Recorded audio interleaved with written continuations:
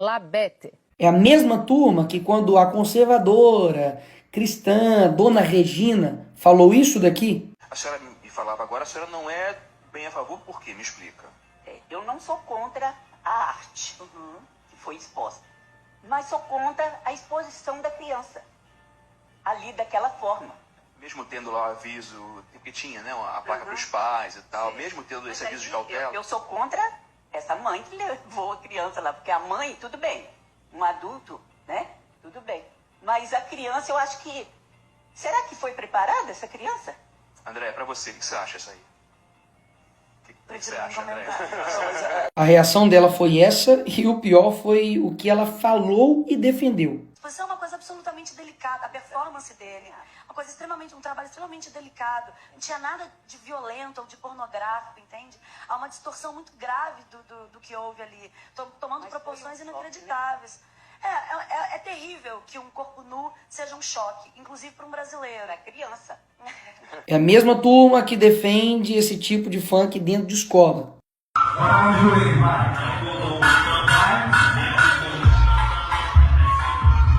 É a mesma turma que diz que uma apresentação chamada Cavalo Tarado para crianças, gastando 50 mil reais de dinheiro público, é arte.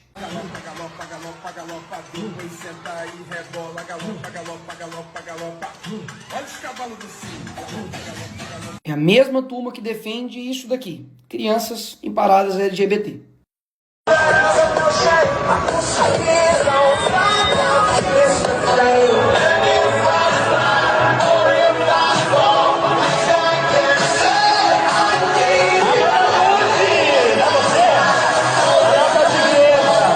A mesmíssima turma que quer me botar na cadeia porque eu botei uma peruca, mas que quando abraça uma condenada por estupro, por matar um menino, mas que era trans, aí tudo bem.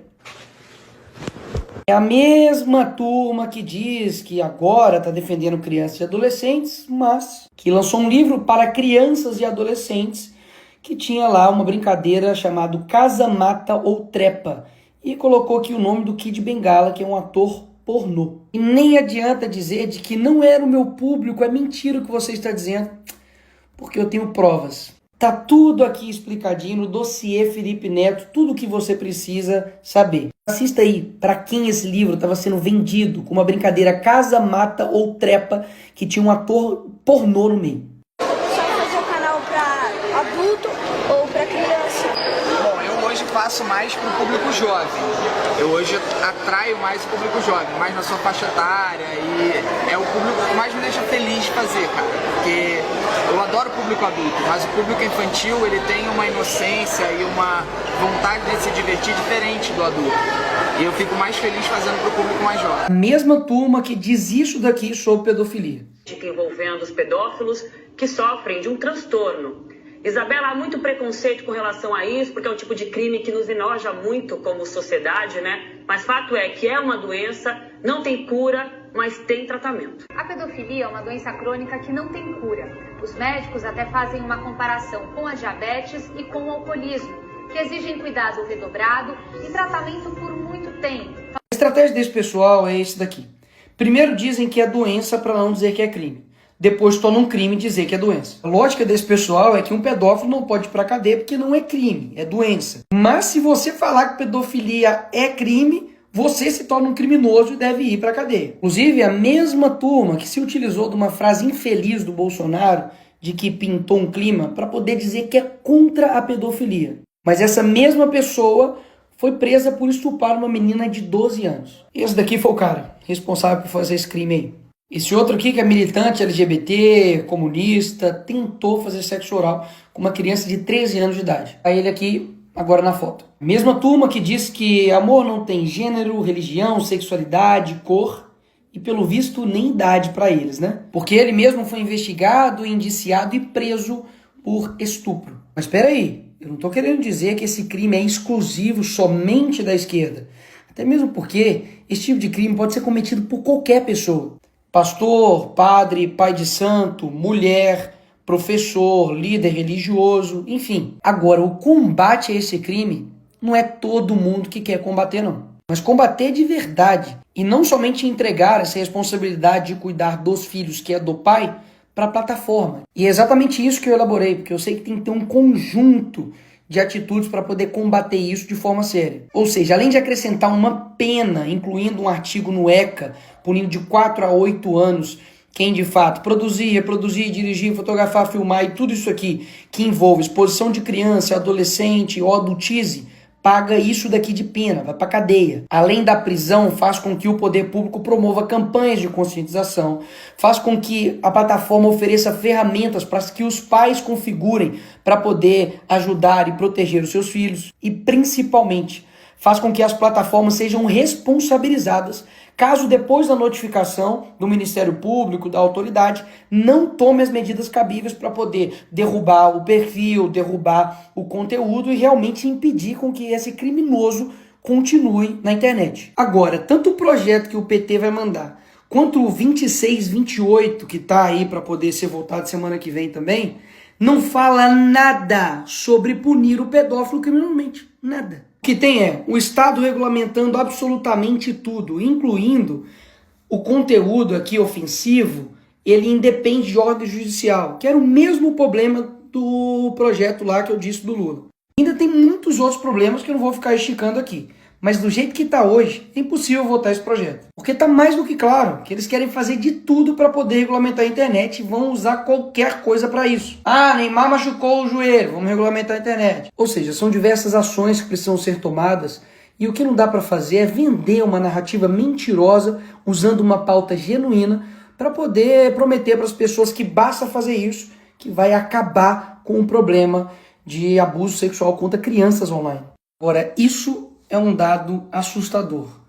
Familiares e conhecidos são responsáveis por 68% dos casos de violência sexual contra crianças no Brasil. O que isso quer dizer? De que várias ações precisam ser tomadas, mas a principal, de fato, está na família. E é claro, cada família tem a sua realidade, seja financeira, seja de tempo, isso aí todo mundo sabe. Mas se você não consegue tomar conta daquilo que o seu filho vê, escuta em um celular, tem uma notícia para te dar. Você não é pai e nem mãe. E daí você vai transferir essa responsabilidade para o Estado, até mesmo para uma empresa? Tá de sacanagem, né? Esse é o caminho mais fácil, mas também o caminho mais totalitário. Porque daí o Estado vai tomar conta de tudo. Se ele toma conta do seu filho, o que mais ele não vai tomar conta? Agora, escolhas fáceis, qualquer um faz. Agora, cuidar dos filhos realmente é uma tarefa difícil. Mas se você tomasse algumas medidas de prevenção, como por exemplo, não deixar o seu filho, a sua filha ir dormir na casa dos outros, principalmente de familiares, supervisionar o seu filho, conversar, dialogar, preservar a sua intimidade para que ele não veja você nu, isso impedisse, ou ao menos reduziria e muito, a chance dele sofrer e ser vítima de um crime horrendo, como por exemplo o estupro de vulnerável, você não faria? Ou seja, todo mundo sabe que não é fácil cuidar de uma criança. Mas a omissão e a falta de cuidado dos pais em cuidar das suas crianças que está fazendo com que elas fiquem expostas a todos esses tipos de criminosos. Enfim, vão excluir a família dessa equação, vão simplesmente dizer que, de fato, deixa ela de lado e joga tudo para o Estado. E a família? Fica onde nessa história? E sem falar que, por que você não ouviu ninguém falando a respeito do combate à pornografia, que é uma das causas principais que levam à perversão sexual e que levam uma pessoa a cometer esses crimes horrorosos. Percebe de que o problema é muito mais profundo. Eles estão querendo tratar com uma simplicidade sobre redes. É inacreditável. Tem vários influenciadores por aí que estão usando crianças para poder divulgar a sua arte com músicas obscenas. Vários, inclusive, utilizando as próprias filhas para poder ficar fazendo isso.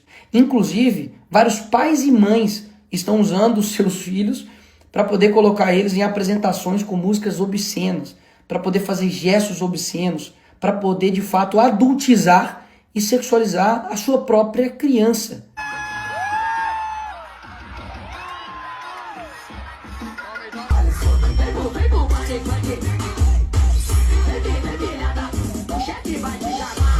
Eu não tenho dúvidas que para combater esses criminosos precisa de penas severas, prevenção, depois monitoramento e principalmente um cuidado da família. Não tire a sua responsabilidade como família de cuidar dessas crianças e adolescentes. Porque caso contrário, você acredita mesmo Que um governo que não consegue proteger as crianças e adolescentes no mundo real vai conseguir proteger elas no mundo virtual?